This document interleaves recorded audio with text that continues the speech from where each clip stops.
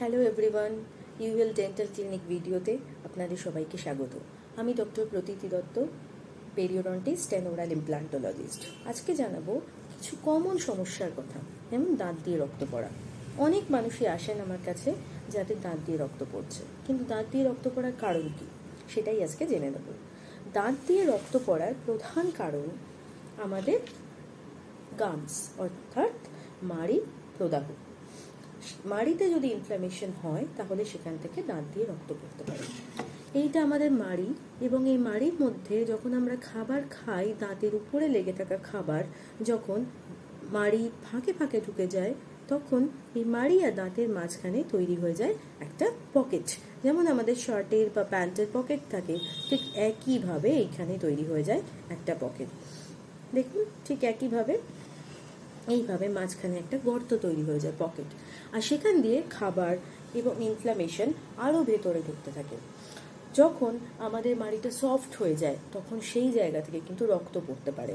রক্ত পড়ে, তারপর আস্তে আস্তে সেটা যদি ফেলে রাখি তাহলে সেখান থেকে পড়তে পারে পুঁজ, আর সাথে সাথে মাড়িটাও কিন্তু ফুলে যায় ঠিক এইভাবে।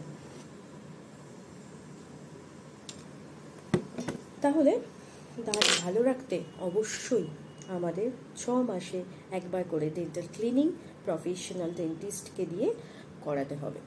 কিন্তু দাঁতের এই মাড়ি ফোলা বা রক্ত পড়ার ব্যাপার কিন্তু অন্য কোনো কারণেও হতে পারে। যেমন মহিলাদের ক্ষেত্রে মেন্সের সময় অথবা প্রেগনেন্সির সময় কিন্তু দাঁত দিয়ে রক্ত পড়তে পারে। সেটা নিয়ে চিন্তা করার কিছু নেই, কারণ সেটা জাস্ট একটা হরমোনাল প্রবলেম। হরমোনাল ইমব্যালেন্সের জন্যই সেটা হয়ে থাকে। যদি সেটা সেই সমস্যা কেটে যায়, তারপরে প্রেগনেন্সির পরে আবার সেটা কিন্তু ঠিক হয়ে যায়। বা অনেক সময় অনেক মহিলাদের দেখা যায় মেন্সের সময়ও কিন্তু মাড়ি ফোলে বা রক্ত পড়ে। সেটা সেই সময় যদি আমরা নর্মাল মাউথ ওয়াশ ইউজ করি বা নর্মাল দাঁত ক্লিনিং প্রপারলি করি, তাহলে কিন্তু চিন্তা করার কোনো কারণ নেই। কিন্তু মনে রাখতে হবে, কোনো সিভিয়ার ডিজিজ যেমন লিউকেমিয়ার মতো রোগও কিন্তু দাঁতের রক্ত পড়ার কারণ হতে পারে।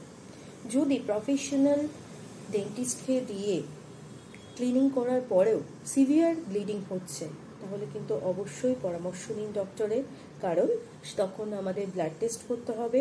কারণ রক্তের সমস্যা থাকতে পারে, যেমন লিউকেমিয়া বা অন্যরকম ক্যান্সারের যদি সমস্যা থাকে, তাহলে কিন্তু দাঁত দিয়ে ক্রমাগত রক্ত পড়ার সম্ভাবনা থাকে। ততদিন অবধি ভালো রাখতে হবে দাঁতকে। আর যদি দেখা যায় কোনো একটা জায়গা থেকে রক্ত পড়ছে দাঁতের, তাহলে কিন্তু সেটা হতে পারে টুথব্রাশিংয়ের জন্য। যদি ইমপ্রপার টুথব্রাশিং অথবা হার্ড টুথব্রাশিং সফট গামসকে ড্যামেজ করে, তাহলে কিন্তু সেই একটা জায়গা থেকে ব্লিডিং হতে পারে।